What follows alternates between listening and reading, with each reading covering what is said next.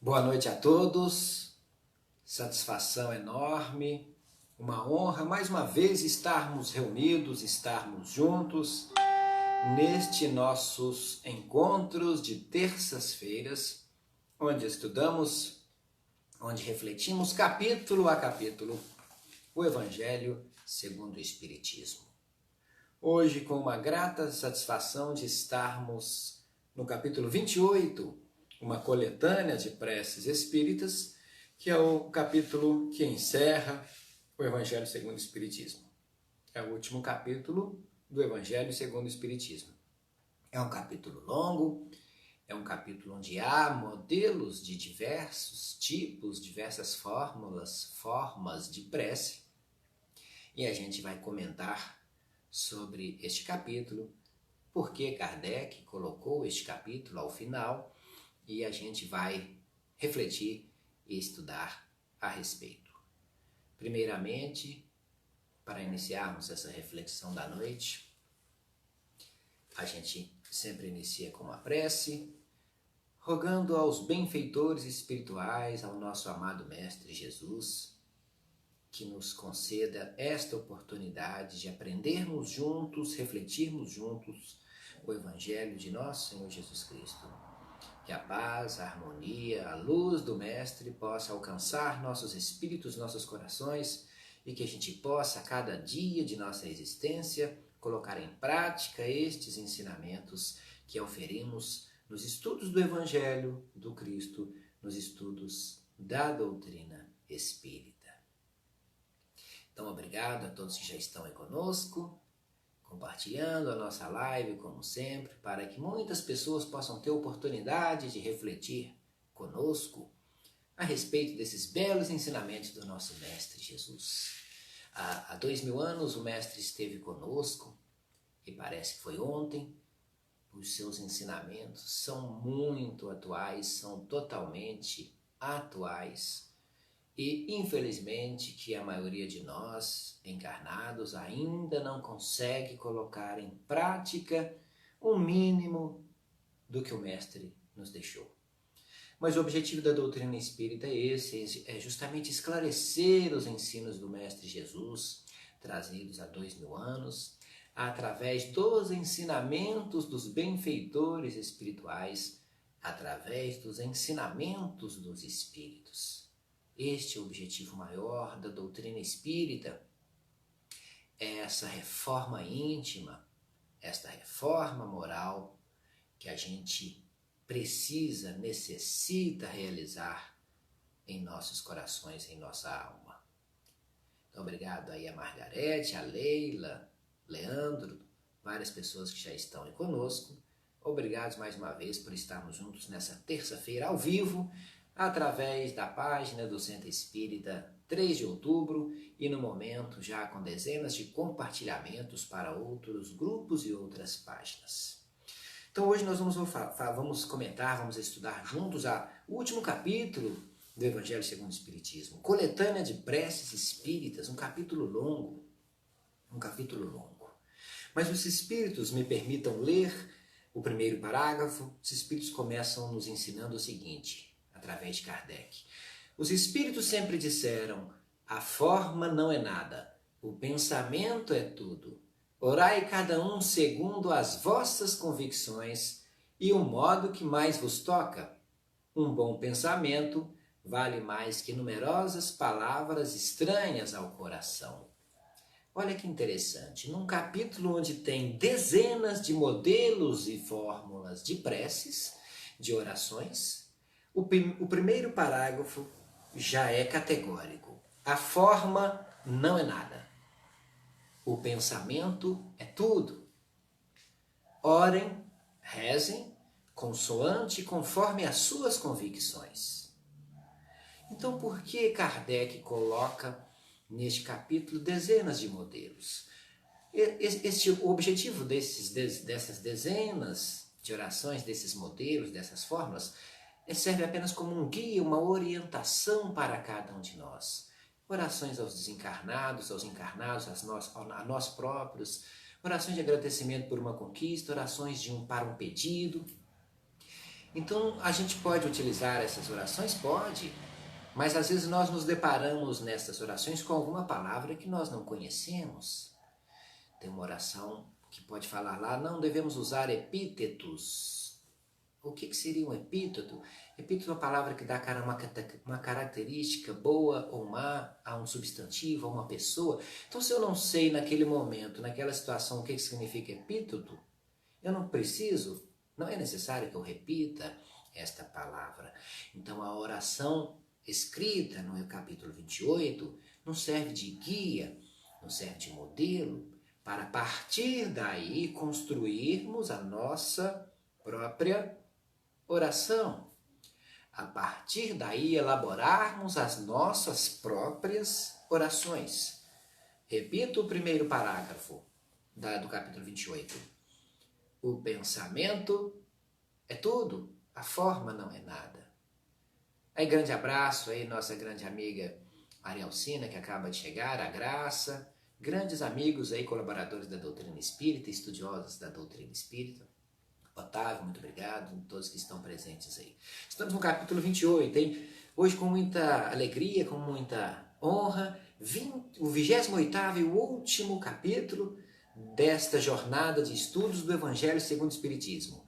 Há 7, 8 meses estamos todas as terças-feiras, sem faltar nenhuma, graças a Deus, capítulo a capítulo, desde a introdução até hoje, o capítulo 28, estudando pelo menos meia hora a cada encontro, estudando o Evangelho segundo o Espiritismo sistematicamente.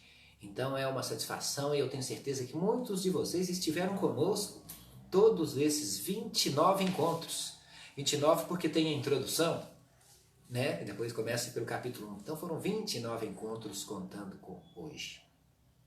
Então hoje é uma coletânea de orações. Já começamos a explicar que os Espíritos nos ensinam que o pensamento é tudo. A forma é apenas um detalhe, cada um terá a sua própria. Aí eu posso orar em silêncio, eu posso orar emitindo minha voz. Qual que é o ideal? O ideal é justamente o que lhe faz sentir mais inteligível, o que lhe torna a tua oração mais clara. Eu, particularmente, costumo, quando estou sozinho, orar em voz alta.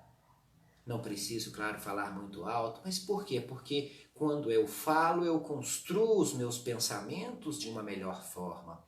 Quando eu apenas oro no meu pensamento, no meu mental, silenciosamente, eu costumo às vezes me distrair, eu costumo olhar para outras coisas.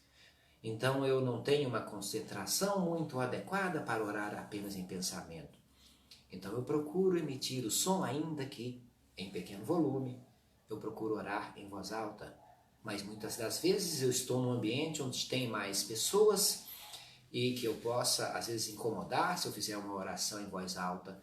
Então eu oro em pensamento. Então cada situação tem sua particularidade, mas a tua oração depende da sua sinceridade, do que passa no seu coração, no ardor natural do coração, para que ela chegue de forma eficaz aonde você deseja, ou seja, ao nosso Criador. Isso me faz lembrar a questão 649 do Livro dos Espíritos, onde no capítulo da Lei de Adoração, Kardec pergunta aos Espíritos em que consiste a adoração. E os Espíritos nos trazem a resposta.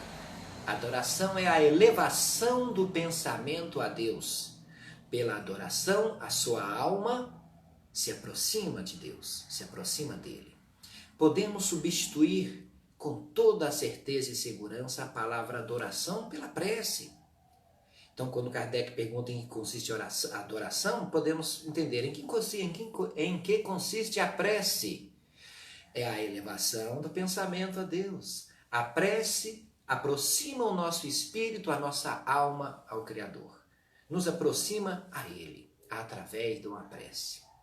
Com humildade, uma prece com fervor, com confiança e principalmente uma prece com sinceridade. Então a prece, ela é uma lei divina, a prece é uma lei natural, como está esculpido no Livro dos Espíritos, no capítulo da Lei de Adoração. A verdadeira prece, portanto, entretanto, ela é interior e está no coração de cada um de nós. Toda manifestação do homem, quando sincera, seja ela interior ou exterior, chega até o Criador. Olha o que os Espíritos nos trazem, uma manifestação exterior ou interior. Então a prece pode ser uma manifestação interior de uma oração em que pensamos ou falamos, mas a prece também é uma oração exterior. A prece pode ser um gesto. E como eu vou dizer daqui a pouco, e vou dizer 2 vezes, que já vou aproveitar para dizer agora, a melhor prece são nossas ações. E as nossas ações são o quê? Atos exteriores. Atos exteriores. Então a prece, temos outra questão para tratar neste capítulo 28, que fala da coletânea das preces.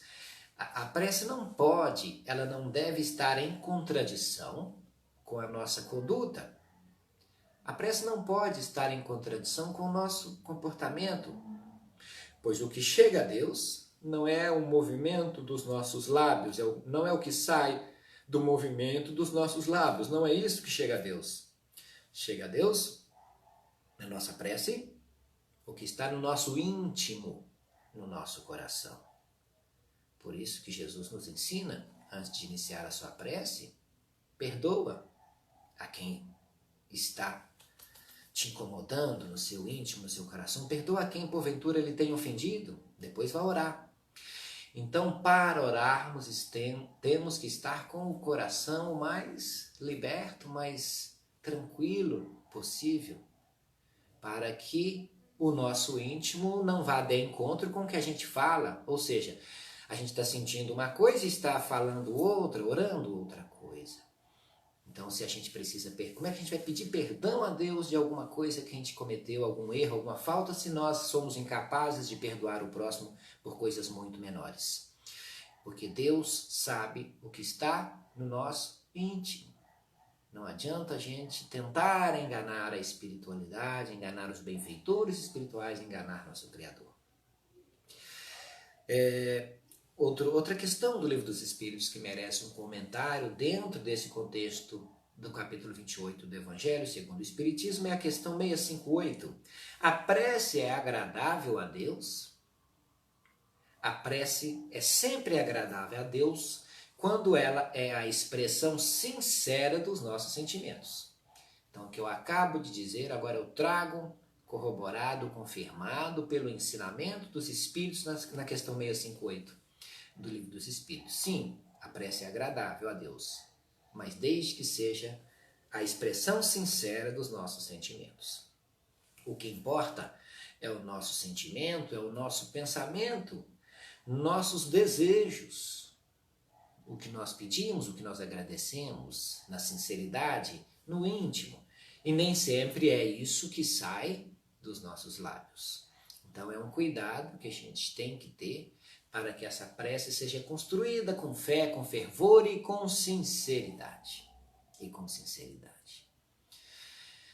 Através da prece, nós podemos louvar a Deus, nós podemos pedir a Deus e nós podemos agradecer a Deus. Nos ensinam os Espíritos essas 3 coisas, pelo menos, 3 coisas, os 3 pilares são as 3 coisas mais importantes, que são alcançadas, ou pelo menos que são objeto da prece. A gente louva a Deus, a gente pede a Deus e a gente agradece a Deus. A gente deve ter cuidado com tudo para que a gente não fique preso somente a um desses itens, que eu tenho certeza que você sabe qual item que eu estou me referindo, né? Ao pedir, aos pedidos. Nós utilizamos 99,99% das nossas preces para pedir algo a Deus. Os outros 0,01% a gente utiliza para louvar e para agradecer. E a gente precisa mudar um pouco esse cenário. Usar a prece para louvar a Deus, enaltecer a divindade que nos dá essa oportunidade de estarmos nessa escola, com este corpo físico, nesse momento, para aprender, para evoluir, para crescer espiritualmente. Agradecer pelas oportunidades, agradecer por mais uma existência, agradecer pelo dia, pela noite, pela roupa, pelo trabalho, pela comida, por tudo. Cada um sabe que precisa agradecer e todos os dias somos enormemente presenteados com as dádivas de Deus. É que a gente às vezes não percebe, às vezes não se dá conta de quanto a gente é agraciado pelo Criador. Então, enaltecer, louvar a Deus é importante. Agradecer é muito importante. E pedir também é importante. Mas peçamos com sinceridade, saibamos distinguir o que é supérfluo do que é necessário para não ficar pedindo coisas supérfluas. É o que eu sempre digo de educar os nossos desejos, saber o que é importante para nós. Como eu disse no encontro da semana passada, no capítulo 27, no Pedi e Obtereis, a gente saber educar os nossos desejos para quando a gente pedir, a gente saber que se não for obtido, se não for alcançado o pedido, é porque não era de nosso merecimento e que também não era apropriado para nós. Deus sabe o que nós precisamos. Às vezes a gente quer algo supérfluo que vai nos fazer mal. A prece nos torna pessoas melhores. A prece é um socorro que sempre nos alcança quando feita com sinceridade. Quando a gente pede algo para a nossa evolução moral, para nos trazer ferramentas e forças para vencermos vicissitudes, para vencermos paixões, para vencermos os nossos vícios e defeitos, a gente vai ter o pedido cedido. O pedido será concedido para nós. Pedi e obtereis, desde que seja algo apropriado para nós, para o nosso crescimento. Os pedidos materiais nem sempre vêm na hora e conforme a gente deseja e a gente precisa. E não precisamos, os Espíritos nos ensinam também neste capítulo e no Livro dos Espíritos, nós não precisamos orar muito, assim, orar o dia inteiro, orar várias horas. Nós precisamos orar bem, procurando nos enxergar a nós mesmos, buscando nossa reforma íntima, nossa melhoria íntima, nossa reforma moral. É o que eu disse agora há pouco, se orarmos pedindo perdão de nossas faltas, só obteremos este perdão se a gente perdoar, se a gente tiver perdoado a quem nos tem ofendido. O Cristo nos ensinou isso no Pai Nosso. O Cristo nos ensinou. E repetindo o que eu disse há 5 minutos atrás, as boas ações são as melhores preces. Às vezes aquele homem muito simples, analfabeto, que não teve oportunidade de aprender uma prece, mas repleto de uma conduta plenamente cristã, praticando o bem desmedidamente para todos, a prece para ele é a vida dele, é a conduta dele, a prece são as ações dele. Então as boas ações são as melhores preces. Então ainda que neste capítulo 28, essa coletânea de preces, capítulo que merece ser lido, cada prece traz um prefácio onde tira uma base de cada pedido, de cada oração. Então é muito importante lermos esse capítulo. Claro que eu não vou hoje, a gente não vai estudar prece por prece, que é um capítulo muito longo, e a gente pretende permanecer nos nossos 30 minutos de estudo de cada capítulo, mas como sempre sugiro a leitura deste capítulo e dê uma atenção especial ao prefácio de cada, tem um preâmbulo e tem o prefácio de cada oração. Por exemplo, preces gerais, que é o primeiro item, está escrito oração dominical. Os Espíritos recomendaram colocar a oração dominical na frente dessa coletânea. Vai explicar por quê que a oração de domingo é a primeira. E assim por diante, cada oração explica alguma coisa. As passagens de Mateus, no capítulo 18, versículo 20, Quando duas ou mais pessoas estiverem reunidas em meu nome, eu estarei presente. Então, dando aqui uma ênfase às reuniões, à oração coletiva, que é tão importante quanto uma oração individual, mas a oração coletiva, quando todos estão reunidos no mesmo foco, tem uma força, uma energia muito poderosa.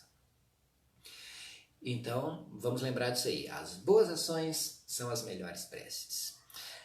Muita gente fala, Deus sabe já tudo da gente, eu acabei de dizer que Deus sabe o nosso íntimo, então a prece, ela muda o nosso destino, muda os desígnios de Deus, muda as leis de Deus são imutáveis. A prece não muda as leis de Deus. A prece não pode mudar os desígnios de Deus, mas nossa alma, nosso espírito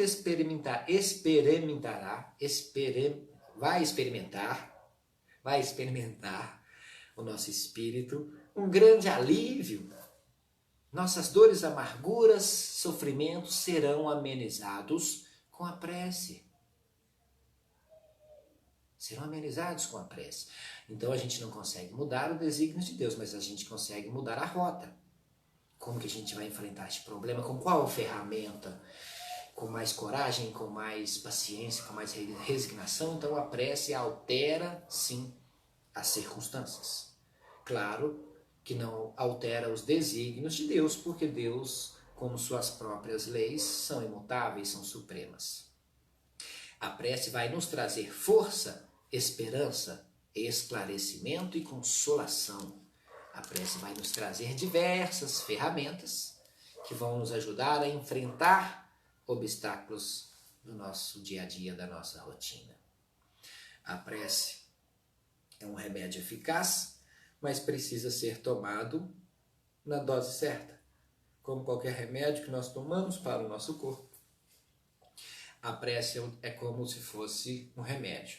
Então, o que será concedido para nós, o que será cedido para nós através da prece, vem na dose certa, vem como um remédio, porque é Deus, o nosso Criador, que está por trás de tudo isso, e Deus sabe sabe o que cada um de nós precisa. Deus nos olha de forma emétrope, ou seja, com uma visão perfeita, totalmente perfeita, uma visão do nosso interior emétrope. Nós olhamos para as outras pessoas com um olhar míope, com aquele olhar defeituoso, enxergando os defeitos das pessoas. Então, antes de iniciarmos a nossa prece, vamos tentar olhar para as pessoas também com um olhar melhor, mais perfeito possível, para que Deus também, olhando para nós como só Ele pode nos enxergar intimamente, para que Ele possa nos conceder cada vez mais graças, para que nós alcancemos mais graças, e isso, claro, sempre proporcional à nossa sinceridade na prece, ao nosso merecimento, e o nosso pedido é bom para nós.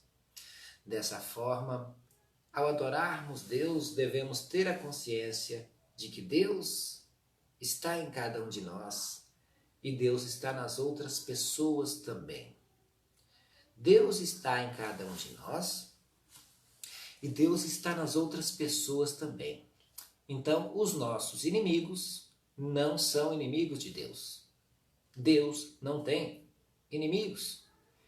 Mais uma vez, aproveito a oportunidade para retirarmos da nossa consciência, do nosso pensamento, aquela definição de um Deus vingativo que esmaga os seus inimigos. Deus não tem inimigos, Ele vai esmagar quem?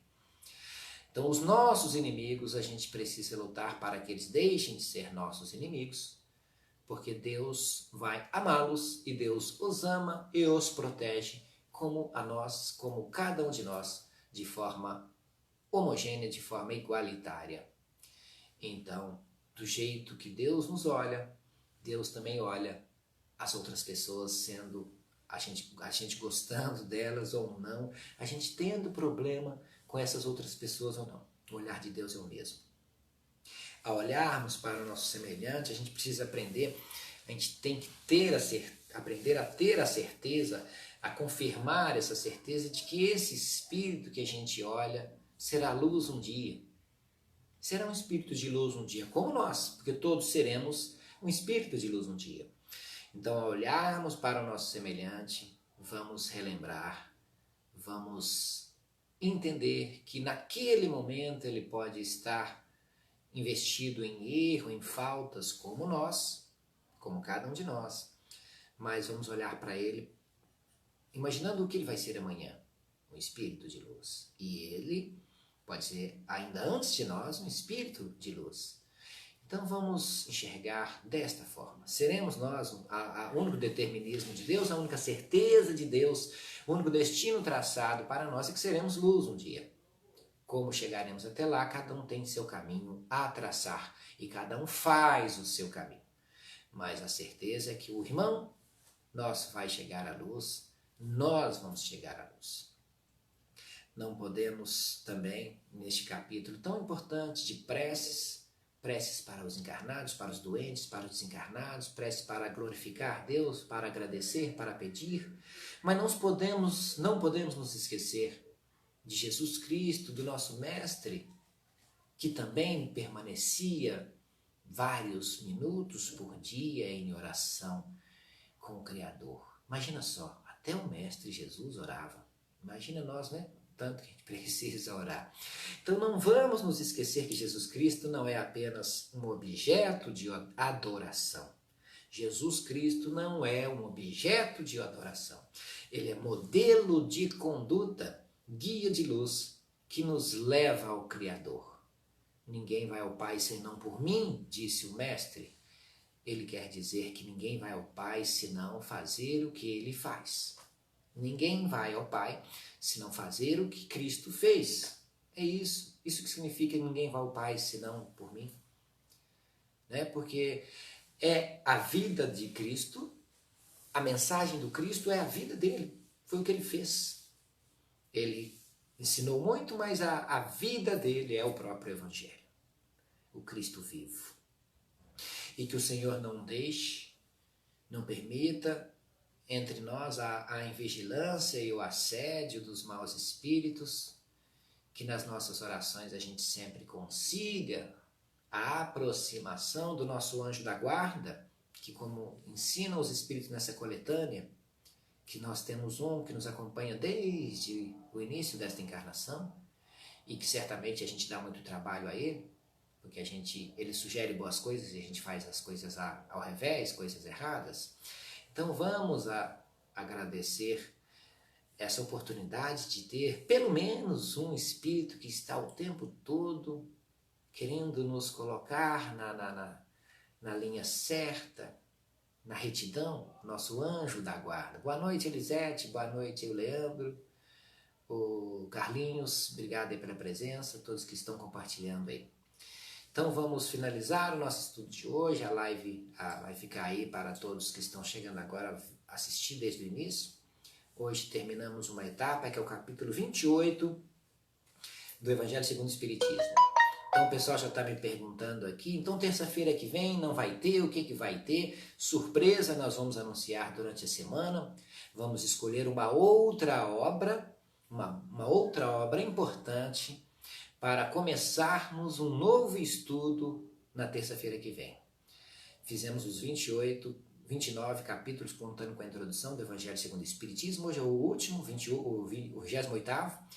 Então na terça-feira que vem, por que eu digo que é uma surpresa? Porque nem eu ainda sei, eu estou escolhendo aí uma obra conjuntamente com a direção do Centro Espírita 3 de Outubro, vamos escolher uma obra bem significativa espiritualmente para nós estudarmos capítulo a capítulo, como a gente tem feito aqui com o Evangelho segundo o Espiritismo. Prometo que será uma obra muito bacana, muito produtiva, muito salutar espiritualmente para todos nós. Então eu agradeço essa jornada aí de aproximadamente 8 meses que estivemos juntos estudando capítulo a capítulo Evangelho segundo o Espiritismo, a obra básica da doutrina espírita codificada por Allan Kardec. Que a paz do Mestre Jesus esteja com você hoje e sempre, e quando orar, eleve o teu pensamento a Deus, e quando terminar a oração, continue com o pensamento elevado em Deus. Vamos procurar estar sempre com o pensamento elevado ao nosso Criador. Uma boa semana a todos e até terça-feira que vem, se Deus quiser, em mais um encontro.